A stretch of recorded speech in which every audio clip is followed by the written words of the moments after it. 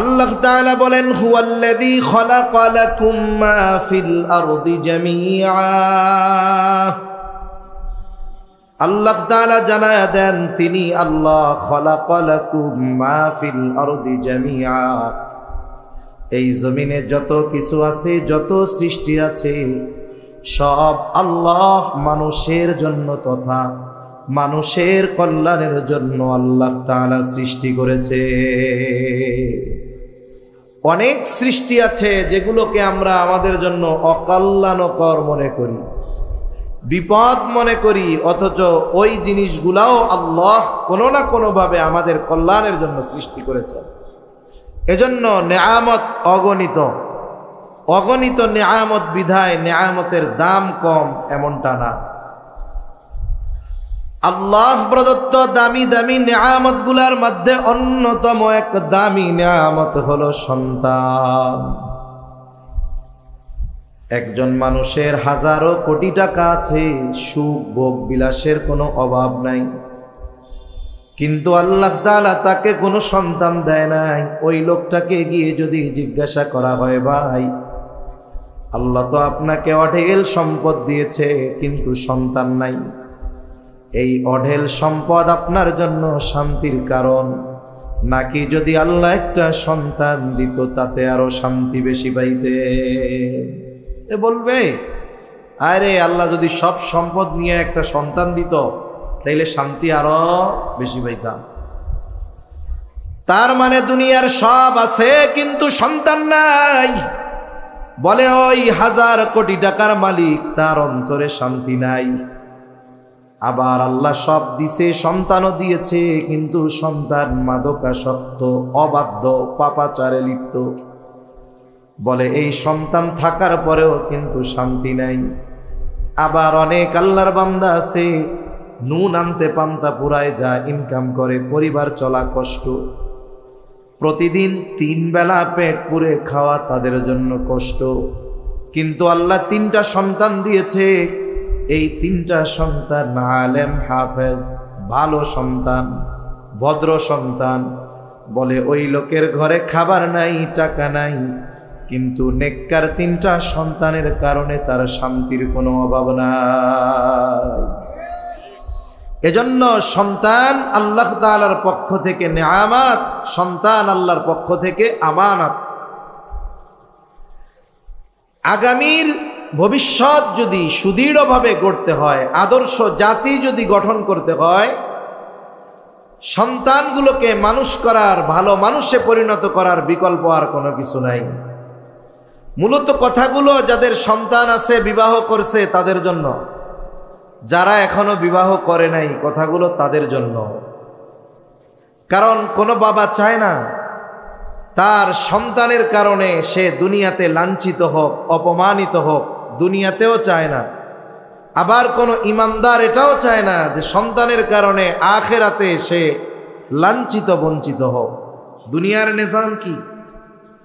দুনিয়ার নিজাম যদি কারো সন্তান সম্মানিত হয়, ওই কারণে তার পিতাও সম্মানিত হয়। সচিবালয়ের সচিব যিনি, তার বাবা যদি গণ্ডমূর্খ হয়, নামটা লিখতেও পারে না, বলে সন্তান শিক্ষিত আর সম্মানিত হওয়ার কারণে ওই অশিক্ষিত মূর্খ বাবাটাও সম্মানিত হয়ে যায়।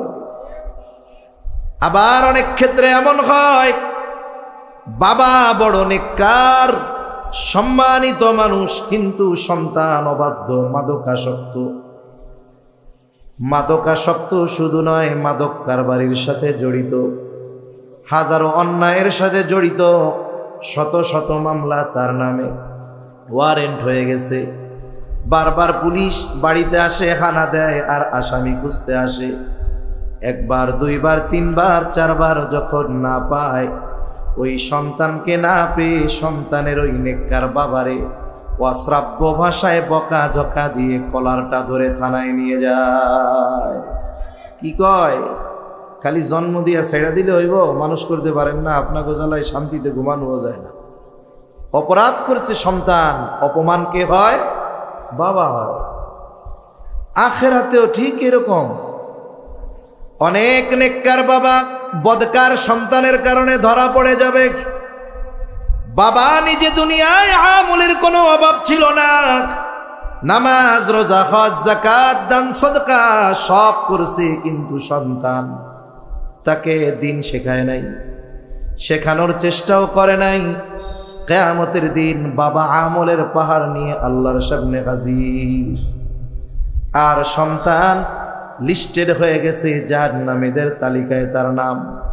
কিন্তু ওই সন্তানকে বাঁচানোর শরীয়তের যেই নির্দেশনা বাবার উপরে ছিল, সন্তান প্রতিপালনের যেই নির্দেশনা তাকে ইসলাম দিয়েছিল, সেই নির্দেশনা অনুযায়ী দুনিয়ায় সন্তানকে দিনদার বানানোর চেষ্টা প্রচেষ্টা বাবা করে নাই, কিন্তু নিজের আমলের অভাব নাই। আল্লাহ না করুন এই ধরনের কোনো বাবার সন্তান যদি কিয়ামতে জাহান্নামী হয়ে যায়, ওই সন্তান ওই বাবাকে নিয়ে জাহান্নামে যাবে। আল্লাহ তাআলার কাছে ফরিয়াদ করবে, বলবে রব্বানা ইন্না আতা'না সাদাতানা ওয়া কুবারা'ানা ফাআযাল্লুনাস সাবিলা। ও আমার রব, আজকে আমি জাহান্নামী হওয়ার কারণে মূলত আমি দায়ী না, দায়ী হলো আমার নেতা, দায়ী হলো আমার পিতা, আমার অভিভাবক। ও মালিক, দুনিয়ায় যদি তারা আমাকে নামাজ পড়তে বলতো, দ্বীনের উপরে চলতে বলতো, আমি চলতাম, কিন্তু তারা দুনিয়ায় আমাকে দ্বীনের উপরে চালানোর কোনো ব্যবস্থা গ্রহণ করে নাই। যেহেতু তারা আমার অভিভাবক ছিল, সুতরাং আজকে আমি এই পথভ্রষ্ট হওয়ার কারণে দায়ী হলো তারাই আমাকে পথভ্রষ্ট করেছে। সুতরাং আপনি তাদের আযাবকে দ্বিগুণ করে দেন। নেককার বাবা বদকার সন্তানের কারণে আখিরাত ধরা পড়বে, আবার অনেক বদকার বাবা নেককার সন্তানের জন্য বেঁচে যাবে। দুনিয়ায় অনেক মানুষ আছে নিজে বদকার, কিন্তু সন্তানটাকে সে নেককার বানানোর চেষ্টা করে। সে চিন্তা করে আমার যা গেল গেল, সন্তানটাকে মানুষ বানাতে হবে। সে নিজে বেশি আমল করতে পারে নাই, নেকের কাজ বেশি করতে পারে নাই, তার দ্বারা গুনাহ হয়েছে, কিন্তু জীবনের সর্বস্ব ব্যয় করে সন্তানটাকে দিনদার বানায়, আলেম বানায়, হাফেজ বানায়। বলে কিয়ামতের দিন ওই সন্তানের সম্মানের কারণে আল্লাহ তাআলা ওই সন্তানের মা বাবা যদি বেঈমান না হয়, যদি বদকার হয়, ওই সন্তানের সম্মানের কারণে আল্লাহ তাআলা কিয়ামতের দিন তার ওই মা বাবাকে আল্লাহ সম্মানিত করবে।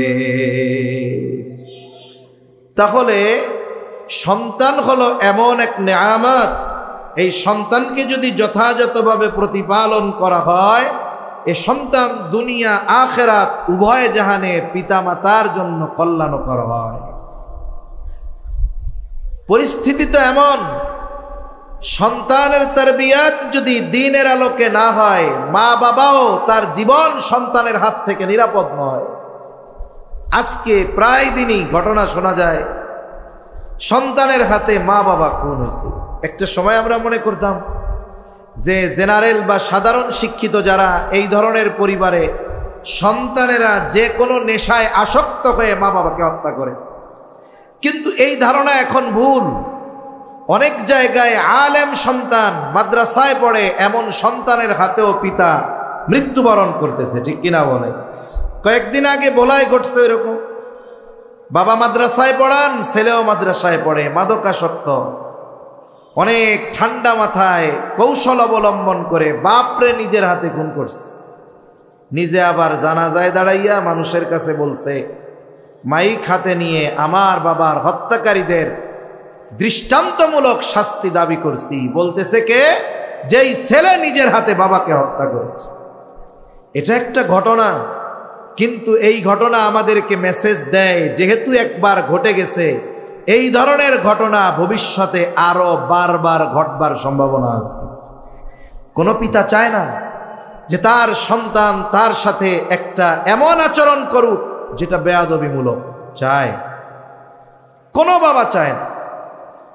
এজন্য সন্তান কিভাবে প্রতিপালন করতে হবে ইসলাম আমাদের শিক্ষা দিয়েছে।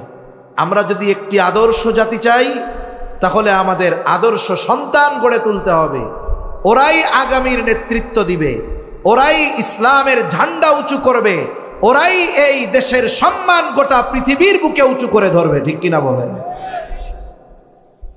এজন্য ইসলাম সন্তান প্রতিপালনের পদ্ধতি শিখায় দিয়েছে। ইসলাম তো এমন এক জীবন ব্যবস্থা, মানব জীবনের এমন কোনো দিক নাই যেই জায়গার সমাধান ইসলাম আমাদেরকে দেয় নাই। একেবারে A to Z সব ধরনের সমস্যার সমাধান ইসলামের মধ্যে আছে না নাই? জোরে বলেন। ইসলামের মধ্যে আছে। ইসলাম সন্তানকে দ্বীনের উপরে প্রতিপালন করা ফরজ করে দিয়েছে। নামাজ, রোজা, ইবাদত করা আল্লাহর, এগুলো যেমন ফরজ, সন্তানকে দ্বীনের উপরে প্রতিপালন করা এটাও ফরজ। আল্লাহ তাআলা কুরআনুল কারীমের মধ্যে বলেন, ইয়া আইয়ুহাল্লাযীনা আমানু কু আনফুসাকুম ওয়া আহলিকুম নারা। আল্লাহ তাআলা বলেন, হে ঈমানদারেরা, নিজে জাহান্নামের আগুন থেকে বাঁচো, অধীনস্থদেরকেও বাঁচাও। আমরা সবাই ঈমানদার। আমরা কি? জোরে গণ। এত জোরে কইছেন বাবারে বাবা। আমরা সবাই কি? জোরে বলেন। আরো জোরে বলেন, আমরা সবাই কি? তাহলে এই নির্দেশনা আল্লাহ কাদের দিয়েছেন? বলেন, আমাদের। আল্লাহ তাআলা বলেন, হে ঈমানদারেরা, কু আনফুসাকুম ওয়া আহলিকুম নারা, তোমরা নিজেরা জাহান্নামের আগুন থেকে বাঁচাও, অধীনস্থদেরকেও জাহান্নামের আগুন থেকে বাঁচাও। প্রথম প্রশ্ন, আল্লাহ তাআলা আমাদেরকে বলছেন জাহান্নামের আগুন থেকে বাঁচো, বুঝলাম। ঈমান এনেছি, আল্লাহর হুকুম আহকাম মেনে চলার মাধ্যমে জাহান্নাম থেকে নিজেরে বাঁচাবো। কিন্তু দুনিয়ার কোনো মানুষের এই ক্ষমতা নাই যে সে আরেকজন মানুষকে জাহান্নাম থেকে বাঁচাবে। বলেন তো, এই ক্ষমতা কারো আছে নাকি? জোরে বলেন, আছে নাকি? তবে আমাদের দেশের কিছু বাবাদের এই ক্ষমতা আছে। আছে না? কয় না এরকম? বাংলাদেশে একটা মতবাদ আছে, তারা বলে জান্নাতে যাওয়ার জন্য মুসলিম হওয়া লাগে না, ঈমান লাগে না। নাউজুবিল্লাহ বলেন। আবার কিছু বাবা আছে যারা হেদায়েতের টেন্ডারি নিয়ে নিচ্ছে। আছে না নাই? আবার কিছু লোক আছে বলে আমার মার্কায় ভোট দিলে জান্নাত নিশ্চিত। আছে না নাই? মনে রাখতে হবে, এই ধরনের চিটিংবাজি চলবে না। কারণ জান্নাতে নেওয়ার ক্ষমতা, হেদায়াত দেওয়ার ক্ষমতা আল্লাহ তাআলা সারা পৃথিবীর মধ্যে যদি একজন মানুষকে দিত, তিনি হতেন মুহাম্মাদুর রাসূলুল্লাহ সাল্লাল্লাহু আলাইহি ওয়াসাল্লাম। রাসূল আকরাম সাল্লাল্লাহু আলাইহি ওয়াসাল্লামকে যদি আল্লাহ এই সুযোগ দিতেন, ও পয়গম্বর, একজন ব্যক্তিকে হেদায়েত দেওয়ার ক্ষমতা আপনাকে দেওয়া হলো, আমার আপনার নবী কম পক্ষে আবু তালেবের ব্যাপারে সুপারিশটা করতেন। ও আল্লাহ, আমার 8 বছর বয়স থেকে নিয়ে 50 বছর বয়স পর্যন্ত যেই চাচা কাফেরদের সামনে আমার জন্য ঢালের মতো দাঁড়ায় ছিল, ও মালিক, আমার ওই চাচারে আপনি হেদায়েতটা দেওয়ার ক্ষমতা আমারে দেন। কিন্তু ইতিহাস বলে ভিন্ন কথা। আবু তালেব যখন জীবনের অন্তিম সময়, নবীজি খুব ভালো মতো জানে যে আমার চাচা আমাকে যত ভালোবাসুক না কেন, আর আমি চাচাকে যত ভালোবাসি না কেন, চাচা যদি ঈমান না আনে, আমাকে মোহাব্বত করা আর আমার তাকে মোহাব্বত করা তাকে জাহান্নাম থেকে বাঁচাতে পারবে না।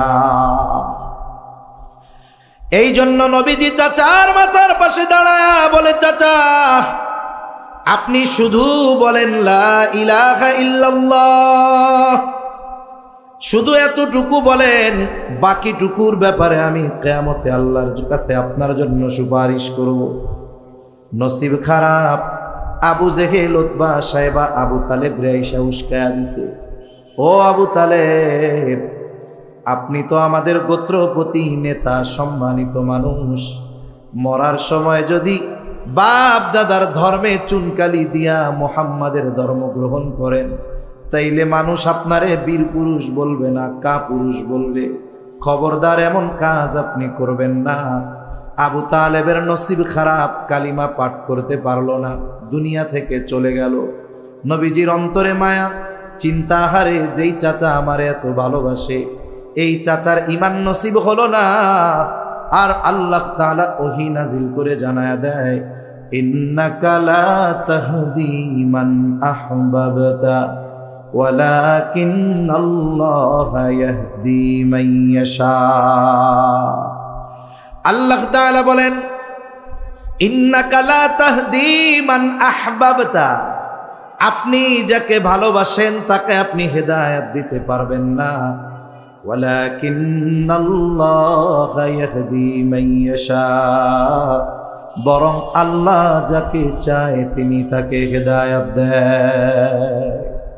তাহলে দুনিয়াতে কোনো মানুষ কাউকে জাহান্নাম থেকে বাঁচানোর ক্ষমতা রাখে না, তবে যার যতটুকু দায়িত্ব দেওয়া হয়েছে ওইটুকু পালন করলো কিনা এটা দেখা হবে।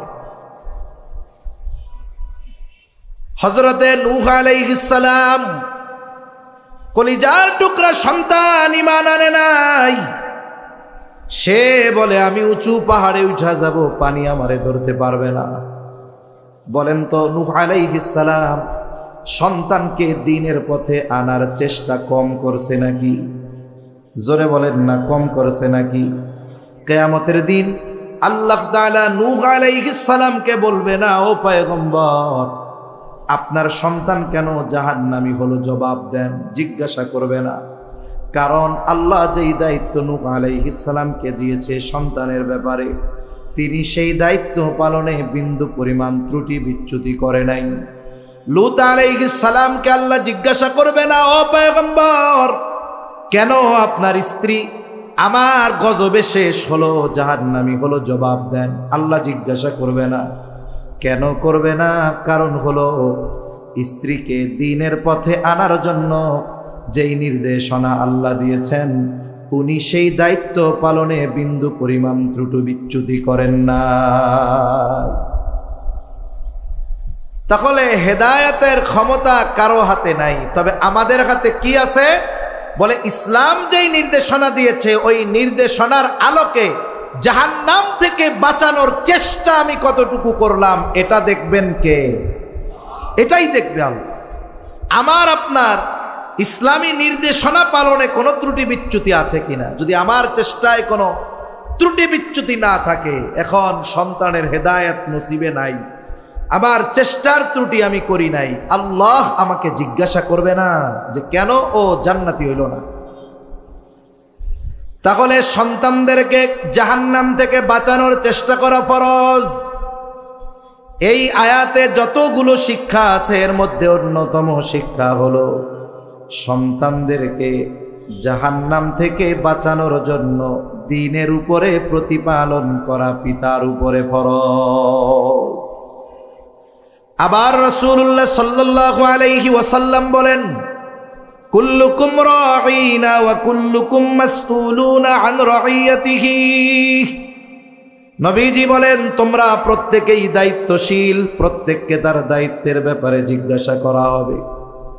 পিতাকে সন্তানের ব্যাপারে জিজ্ঞাসা করা হবে, রাষ্ট্রপ্রধানকে রাষ্ট্রের ব্যাপারে জিজ্ঞাসা করা হবে, স্ত্রীকে তার স্বামীর ঘরের ব্যাপারে জিজ্ঞাসা করা হবে, স্বামীকে স্ত্রীর ব্যাপারে জিজ্ঞাসা করা হবে। তাহলে বলেন তো আমার আপনার যাদের সন্তান আছে অথবা সন্তান আল্লাহ ভবিষ্যতে দিবে, ওই সন্তানদের ব্যাপারে কিয়ামতের দিন আল্লাহ তাআলার সামনে জিজ্ঞাসার কাঠগড়ায় দাঁড়ানো লাগবে কি লাগবে না? আল্লাহর কাছে জিজ্ঞাসার কাঠগড়ায় দাঁড়াতে হবে যে তোমারে যে সন্তান দিছিলাম এই সন্তানকে দ্বীন শেখানোর ব্যাপারে তোমার ভূমিকা কি ছিল। আমি যদি চিন্তা করি যে সন্তান কোনো মতে বড় বানায় লেখাপড়া শেখায় চাকরি একটা দিমু আর বৈশা বৈশা খামু, কি মজা কি মজা। আল্লাহ কি এই জন্যই শুধু সন্তান দিছে নাকি? এজন্যও দেয়। এজন্য আয়াত আর হাদিসের আলোকে দ্বীনের উপরে সন্তান প্রতিপালন, সন্তানের তারবিয়াত এটা ফরজ। এখন প্রথম কথা, এই তারবিয়াত শুরু হবে কখন? জেনারেল ধারণা যে সন্তান দুনিয়ায় আসবে, দুধ ছাড়বে, একটু বড় হবে, এরপরে মোটামুটি তাকে যা শেখানোর শেখাতে হবে। তবে ইসলাম জানায় দেয় সন্তান দুনিয়ায় আসার পরে সন্তানের তরবিয়ত নয়, বরং সন্তানের তরবিয়ত চলমান এক প্রক্রিয়া, এটা শুরু হবে অনেক আগে। কমপক্ষে একজন যখন বিবাহ করে, বলে এই বিবাহের মাধ্যমে মূলত সন্তানের তরবিয়ত শুরু হয়ে যায়। উদ্দেশ্য কি? বিবাহের যতগুলো উদ্দেশ্য আছে এর মধ্যে অন্যতম একটি উদ্দেশ্য হলো নেক সন্তান। বিবাহের অন্যতম একটা উদ্দেশ্য কি জোরে বলেন? নেক সন্তান। এখন নেক সন্তান যদি বিবাহের উদ্দেশ্য হয়, তাহলে বিবাহের সময় নেক সন্তান কেমনে পাওয়া যায় সেই পদ্ধতি অবলম্বন করতে হবে। এজন্য নবীজি সাল্লাল্লাহু আলাইহি ওয়াসাল্লাম বিবাহের ক্ষেত্রে জানায়া দেন, চারটি জিনিস দেখে মহিলাদের বিবাহ করা হয়। নবীজি বলেন, তুনকাহুল মারআতু লিআরবাইন, চারটি জিনিস দেখে বিবাহ করা হয়। 1 নাম্বার দেখা হয় তার সৌন্দর্য, 2 নাম্বার সম্পদ, 3 নাম্বার তার বংশ, 4 নাম্বার দিনদারিত্ব। তবে নবীজি দিনদারিত্বের ব্যাপারে বলেন, ফাগফার বিদাতিদ্দিন, দিনকে প্রাধান্য দেওয়ার কথা নবীজি বলছে। কিন্তু আমাদের সমাজের অবস্থা হলো দিনদারিত্ব হলো অপশনাল, 4 সাবজেক্ট, থাকলেও ভালো না থাকলেও ভালো। যদি চেহারা, টাকা আর বংশ ভালো হয়, কয় বাকিগুলো সব ঠিক হয়ে যাবে। অথচ দিনদারিত্ব যদি থাকে, বাকিগুলো যদি কমতি থাকে, দিনকে প্রাধান্য দিয়ে যদি কেউ বিবাহ করে, দেখতে যদি একটু শ্যামলাও হয়, সম্পদ যদি একটু কম হয়, বংশ যদি অনেক উঁচুও না হয়, কিন্তু দিনদারিত্বের ক্ষেত্রে কোনো কমতি নাই, আশা করা যায় এই দিনদার মায়ের গর্ভে আল্লাহ তাআলা এমন এক সন্তান দান করবে যা পিতা মাতার চক্ষু শীতলকরণের কারণ হয়ে যাবে। প্রসিদ্ধ এক ঘটনা, হযরত ওমর রাদিয়াল্লাহু তাআলা আনহুর কাছে এক লোক গেছে সন্তানের ব্যাপারে বিচার নিয়া। গিয়া বলে, খলিফাতুল মুসলিমিন, সন্তান আমার হক আদায় করে না। হযরত ওমর রাদিয়াল্লাহু তাআলা আনহু সন্তানের কলার চেপে ধরছে, কি ব্যাপার, তুমি তোমার পিতার হক আদায় করো না কেন? সন্তান এবার পাল্টা প্রশ্ন করে, খলিফাতুল মুসলিমিন, হক কি শুধু মা বাবা সন্তানের কাছে পায়? সন্তান কি পিতার কাছে কোনো হক পায় না? হযরত ওমর রাদিয়াল্লাহু তাআলা আনহু এই প্রশ্নের জবাবে মৌলিক কয়েকটা হকের কথা বলেছেন। তিনি বলেন, হকগুলোর মধ্যে অন্যতম প্রথম ও প্রধান হক হলো প্রত্যেকটা সন্তানের তার পিতার কাছে অন্যতম প্রথম ও প্রধান হক হলো একজন দিনদার মা। সন্তান আগে না সন্তানের মা আগে? কিন্তু সন্তানের মা আগে। তার মানে একজন বিয়া করবে, এরপরে সন্তান কপালে আছে কি নাই আল্লাহ ভালো জানে, সন্তান নসিবে আছে না নাই সে চিন্তা করে। তবে সন্তান আসার আগেই সন্তানের হক একটা রয়ে গেছে, যে ওই সন্তানের জন্য একটা নেককার মায়ের ব্যবস্থা করতে হবে। আধুনিক মেডিকেল সায়েন্স কি বলে?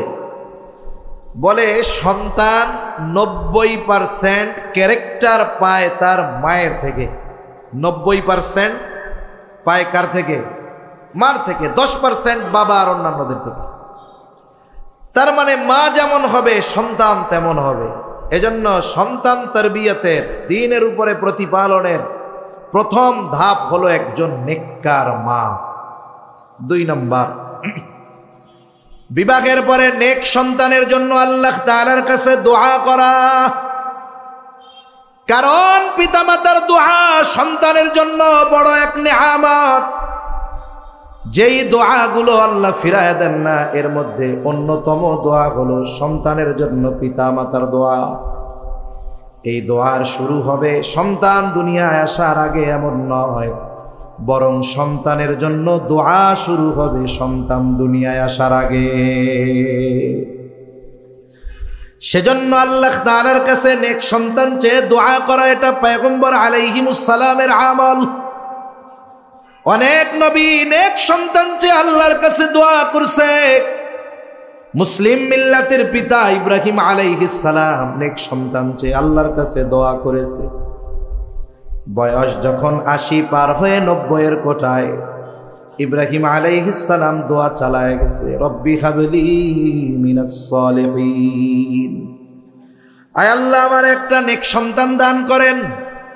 মুফাসসিরিনে কেরাম বলেন এই আয়াতে ইব্রাহিম আলাইহিস সালাম আল্লাহ তাআলার কাছে ছেলে সন্তান চেয়েছেন বলে জানা যায়।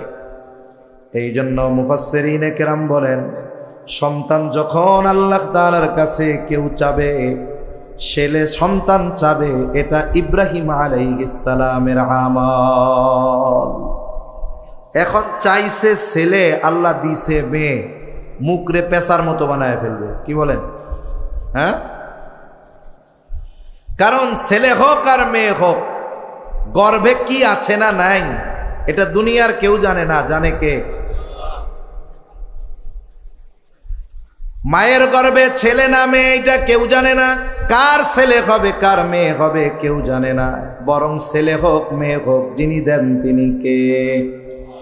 আল্লাহ তাআলা বলেন ইয়াহাবু লিমান ইয়াশাউ ইনাসাও ওয়া ইয়াহাবু লিমান ইয়াশাউ যুকুর আও ইউযাওয়িজুহুম যুকরানাও ওয়া ইনাসা ওয়া ইয়াজআলু মান ইয়াশাউ আকিমা।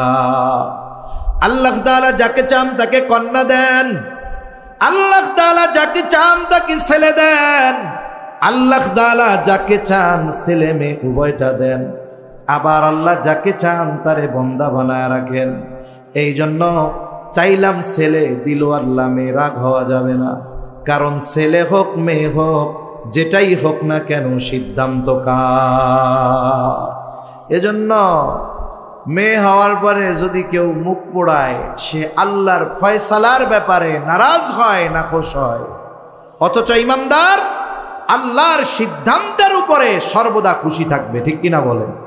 আল্লাহর সিদ্ধান্ত মাথা পেতে নিবে, এটা ঈমানদারের পরিচয়। ইব্রাহিম আলাইহিস সালাম দোয়া করেছে, আয় আল্লাহ আমার একটা নেক সন্তান দেন। পিতার দোয়া সন্তানের জীবনে কেমন প্রভাব ফেলে এই শিক্ষাটাও এইখানে আছে।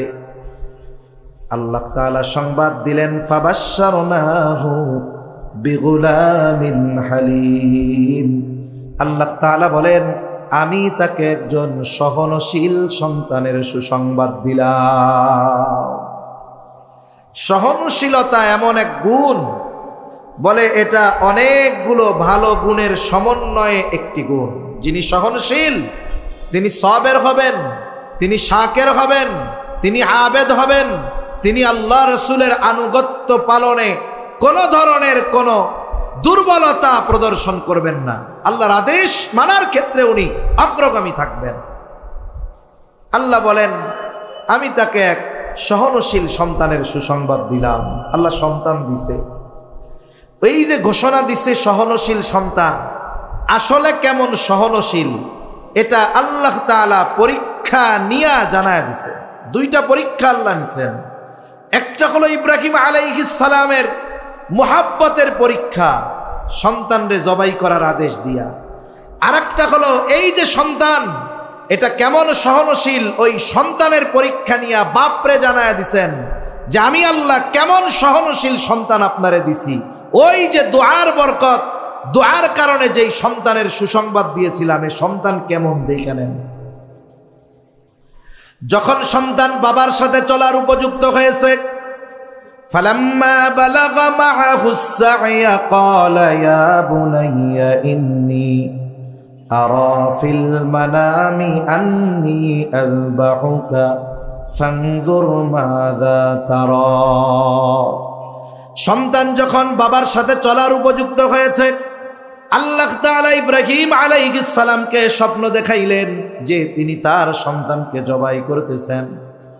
আর পয়গম্বর আলাইহিমুস সালামের স্বপ্ন এটা ওহী, আল্লাহর নির্দেশ। ইব্রাহিম আলাইহিস সালামকে আল্লাহ নির্দেশ দিয়েছেন ছেলেরে জবাই করতে। কত ঝামেলার কি, ছেলেরে ধরবে আর জবাই করবে, এটাই তো কাজ। কিন্তু ইব্রাহিম আলাইহিস সালামও পরীক্ষা করতে চায়, আল্লাহ তো আমার এক সহনশীল সন্তান দিয়েছে, দেখি আল্লাহর এই আদেশের ব্যাপারে আমার সন্তানের মনোভাব কি। তার মনোভাব যাই হোক না কেন, ইব্রাহিম আলাইহিস সালাম আদেশ পালনে বদ্ধপরিকর। তিনি এবার সন্তানের কাছে গেছেন, সন্তানকে বলে, ইয়া বুনাইয়া ইন্নী আরা ফিল মানাম আন্নী আযবাহুকা ফানজুর মাযা তারা। ও আমার সন্তান, আমি স্বপ্নে দেখলাম তোমারে আমি জবাই করতেছি, এই ব্যাপারে তুমি কি কও, তোমার মনোভাব কি? সন্তান তো বলতে পারতো, ও বাবা ৮৬ বছর বয়সে আল্লাহ আমারে দিছে, স্বপ্নেই নাইলে একটু দেখছেন, স্বপ্নে দেখলেই কি জবাই করা লাগবে নাকি? কিন্তু ওই ছোট্ট বাচ্চা শিশু সন্তান, সে জানে আমার বাবার স্বপ্ন আর সাধারণ মানুষের স্বপ্ন এক না। সন্তান জানে আমার বাবার স্বপ্ন নিছক কোনো স্বপ্ন নয়, বরং আমার বাবা যেটা স্বপ্নে দেখছেন এটা আদেশ যার, তিনি কে? আরো জোরে বলেন কে? আল্লাহ আদেশ করেছে। আর সন্তান এবার জবাব দেয়, ইয়া আবাতি ফাআল মা তুমার সাতাজিদুনি ইনশাআল্লাহু মিনাস সাবিরিন। ওই বাচ্চা জবাব দেয়, ও আমার পিতা, আল্লাহ তাআলা আপনাকে যা আদেশ করেছে আপনি সেটা বাস্তবায়ন করেন, আপনার কোনো চিন্তা নাই। সাতাজিদুনি ইনশাআল্লাহু মিনাস সাবিরিন, আপনি আমাকে ধৈর্যশীলদের অন্তর্ভুক্ত পাবেন। এখানে শিক্ষণীয় বিষয় কি? ইব্রাহিম আলাইহিস সালাম দোয়া করছে, আল্লাহ নেককার সন্তান দেন। আল্লাহ বলেন, দিলাম আপনারে হালিম। কেমন হালিম? বলে এমন হালিম, এমন সহনশীল, আল্লাহর নির্দেশ আসবে তো আপনার কথায় ওই সন্তান এমন আনুগত্য করবে যে জবাইয়ের জন্য ছুরির নিচে যাইতেও সে দ্বিধাদ্বন্দ্বে পড়বে না। এটা ইব্রাহিম আলাইহিস সালামের দোয়ার ফসল। আমাদের সন্তানদের অবস্থা এমন, বলে ডানে যাইতে কইলে বামে যায়, দাঁড়াইতে কইলে শুয়ে পড়ে। কত মানুষের অভিযোগ, সন্তান কথা শোনে না, বড় হয়ে গেছে, কথা শোনে না, উল্টাপাল্টা চলে, যা কই তার অন্যদিকে যায়। আমাদেরও চিন্তা করা দরকার, এই সন্তান দুনিয়ায় আসার আগে কয়দিন আমি আপনি আল্লাহর কাছে দোয়া করেছি, এ হিসাবও করা দরকার। এজন্য সন্তান দুনিয়ায় আসার আগে সন্তানের জন্য দোয়া করা আল্লাহ তাআলার কাছে, আল্লাহ যেন নেক সন্তান দেয়। তাহলে বিবাহের পরে অন্যতম কাজ হইল পিতামাতার নেক সন্তান চেয়ে আল্লাহর কাছে দোয়া করা। আবার অনেকের ক্ষেত্রে এমন হয়, বিবাহ অনেক দিন হইছে, আল্লাহ সন্তান দেয় না, সারা দেশে ডাক্তার দেখাইছে, পরীক্ষা করাইছে, কোনো অসুবিধা নাই, কিন্তু সন্তান হয় না। এই ধরনের মানুষেরা দুই দলে বিভক্ত হয়ে যায়। একদল চিন্তা করে যে এত চেষ্টা করাইলাম, পরীক্ষা করাইলাম, কোনো অসুবিধা নাই, এরপরেও সন্তান হয় না, কি করব? কিছু মানুষ তাদের বুদ্ধি দেয়, শোনো, সব কিছু ডাক্তার দেখাইলে হয় না, কি করতে হয়? কিছু জিনিস আছে ফকির কবিরাজির ব্যাপার, অমুক জায়গায় এক ফকির আছে, তার কাছে যাও, ওনার কাছে গেলে 14 ঘাটের পানি, 16 গাছের বড়ই পাতা, 18 গাছের বড়ইর কাটা, এইগুলা ভিজাইয়া পয়ড়া দিব, গোসল করলে পোলা পান হয়ে যাইব। আছে না নাই? জোরে কম। এইবার ওই বাবার কাছে গেছে, বাবা বলে তোর সন্তান হবে তো ঠিক আছে, আমার বাবা হইল অমুক মাজারে শুয়ে আছে, ওই জায়গায় 5টা গরু মানত কর। আস্তে আস্তে কি করতেছে? বলে ওকে শিরকের মধ্যে নিচ্ছে, ঈমানহীনতার দিকে নিয়ে যাচ্ছে। এটা হলো এক দল। আর এক দল চিন্তা করে দুনিয়ার চিকিৎসা যেখানে শেষ, আল্লাহর চিকিৎসা সেখান থেকে শুরু।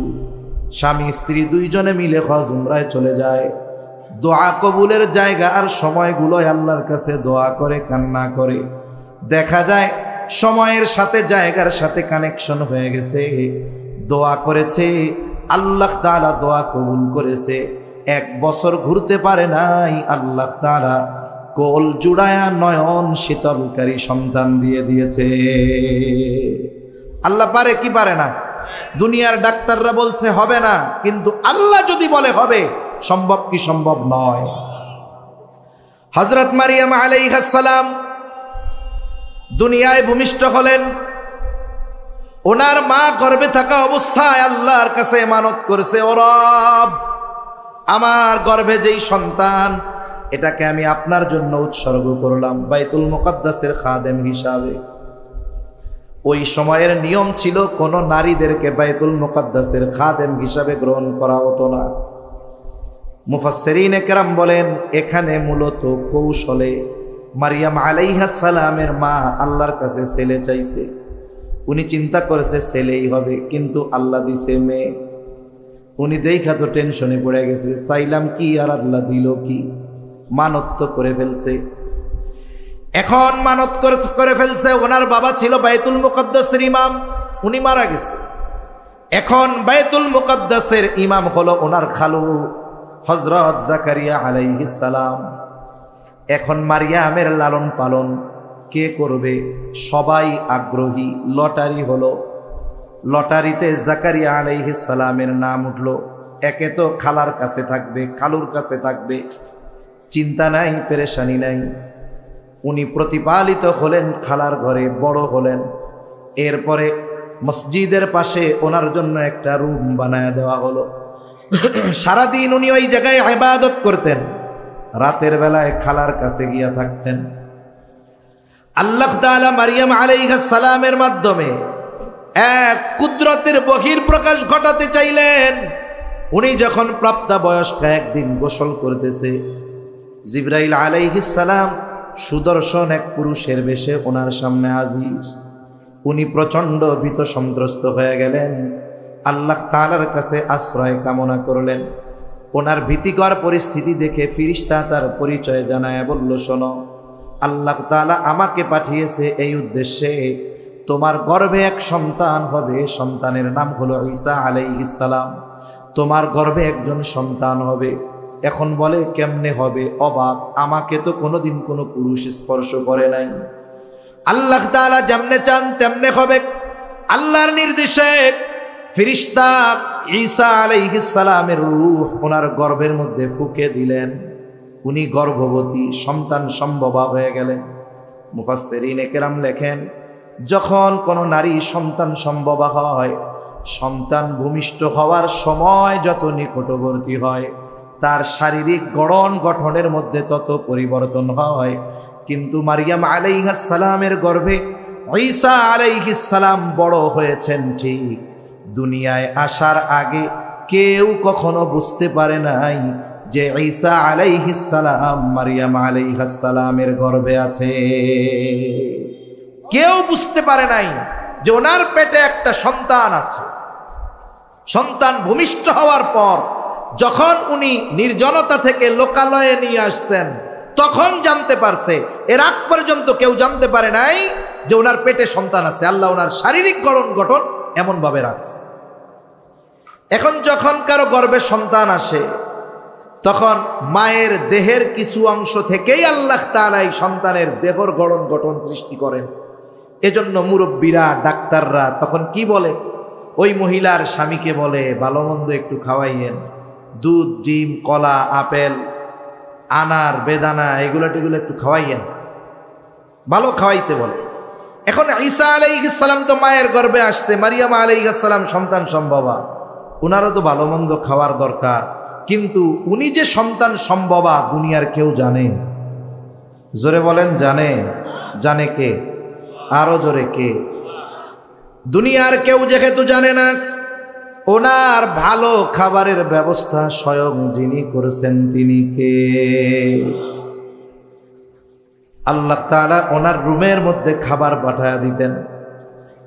জাকারিয়া আলাইহিস সালাম যখনই রুমে ঢুকতেন খোঁজ খবর নেওয়ার জন্য, ঢুইকাই দেখতেন হরেক রকমের ফলমূল। আল্লাহ তাআলা বলেন, কুল্লামা দাখালা আলাইহা জাকারিয়াল মিহরাবা ওয়াজাদা ইনদাহা রিজকা। উনি যখনই মারিয়াম আলাইহিস সালামের রুমের মধ্যে ঢোকে, দেখে হরেক রকমের খাবার, ফলমূল। যেই ফল এখন বাজারে নাই, বলে শীতের ফল গরমে, গরমের ফল শীতে। আবার কোনো শুটা ফল এমন না, পচা ফল এমন নয়, বরং কেমন যেন মনে হয় এই মাত্র গাছ থেকে ছিঁড়ে গাছ পাকা ফল মারিয়ামের সামনে।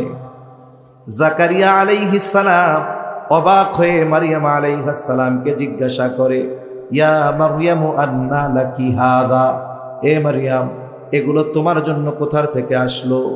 মারিয়াম আলাইহিস সালাম জবাব দেয়, ক্বালাত হুয়া মিন ইনদিল্লাহ, এই ফলমূল যার পক্ষ থেকে এসেছে তিনি কে?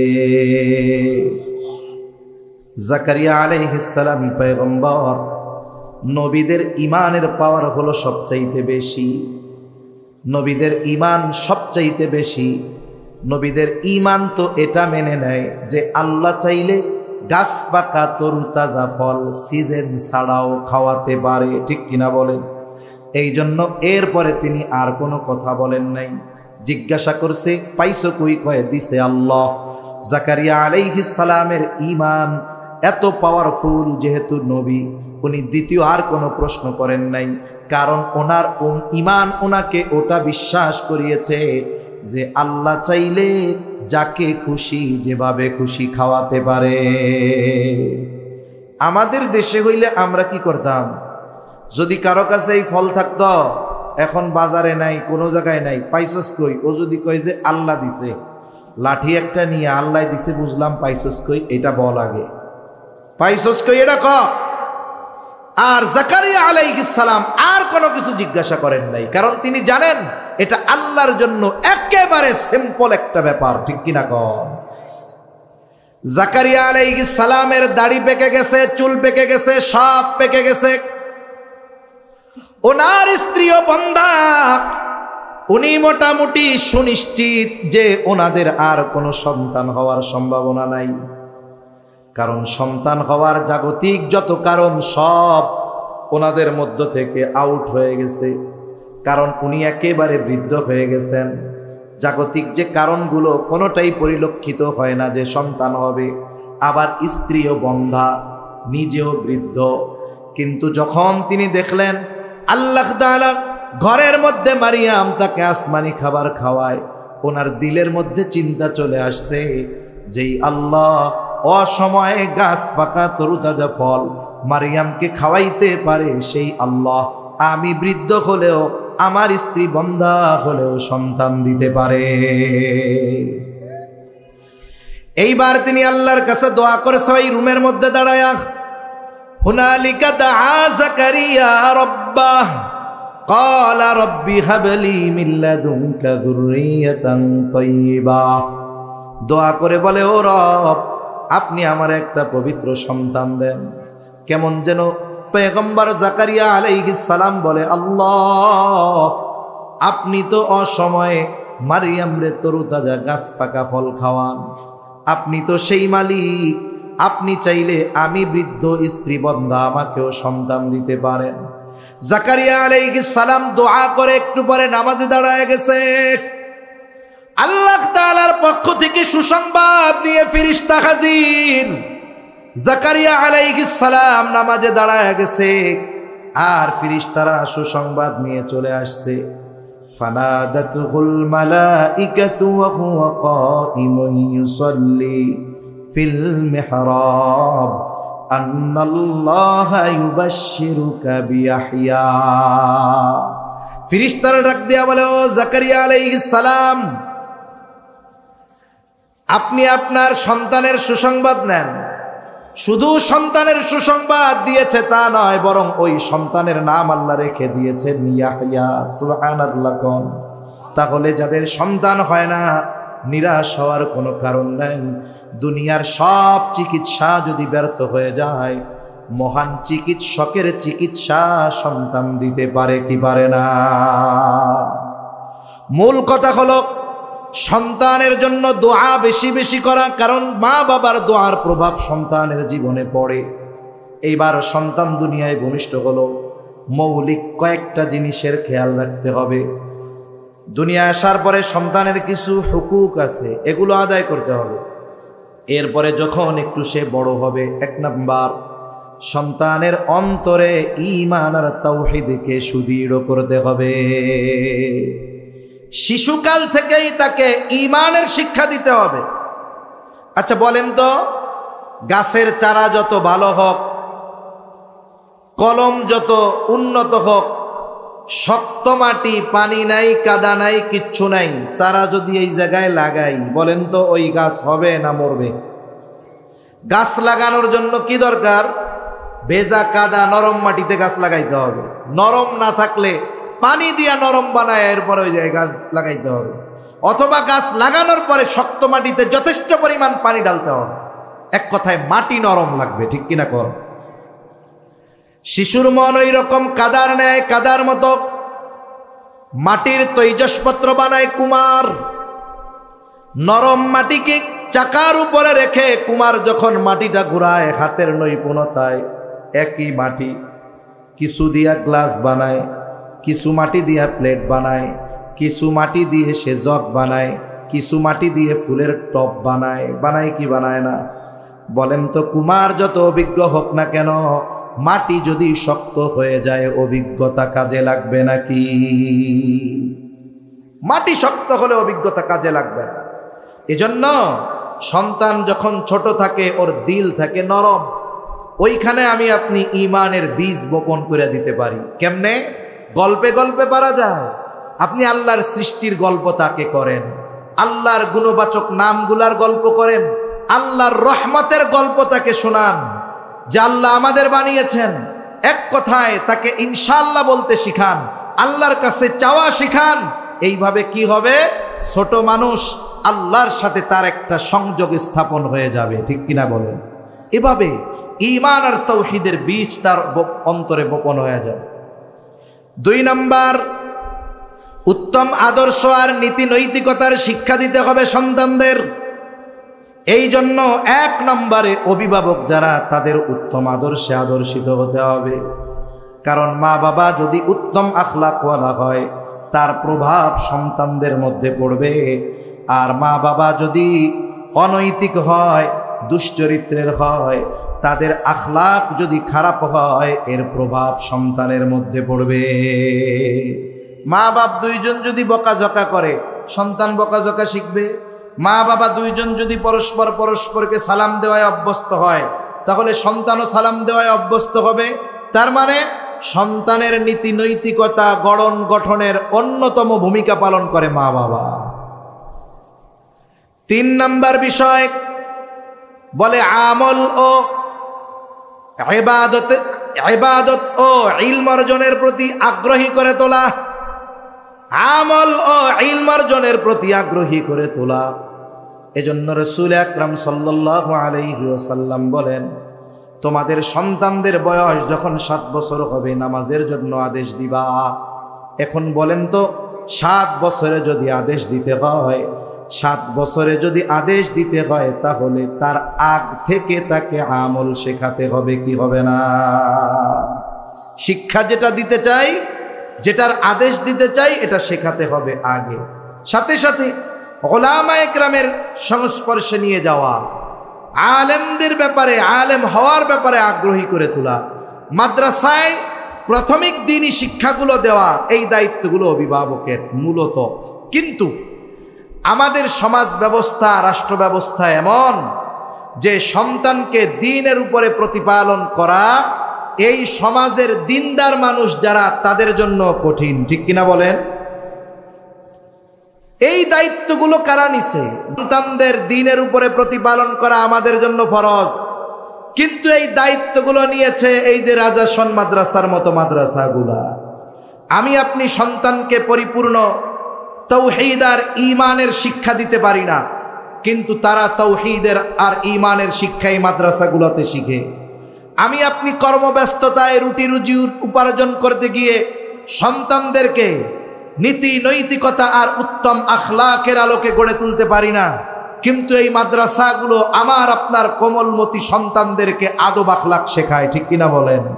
আমি আপনি আমার আপনার কর্মব্যস্ততার কারণে সন্তানদেরকে আমল আর ইলম অর্জনের প্রতি আগ্রহী করতে পারি না, কিন্তু এই রাজাসন মাদ্রাসার মতো মাদ্রাসাগুলো 5-6 বছরের সন্তানদেরকে পাক্কা নামাজি বানায়।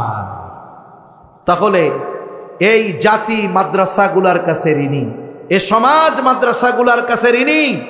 এগুলো যে আমাদের জন্য কত কল্যাণকামী এই প্রতিষ্ঠানগুলো, আমাদের জন্য কত বড় নেয়ামত, এটা হয়তো এখন বুঝতে পারতেছি না, হয়তো অনেকে বুঝতে পারবে তখন, করার কিছু থাকবে না যখন, ঠিক কিনা বলেন?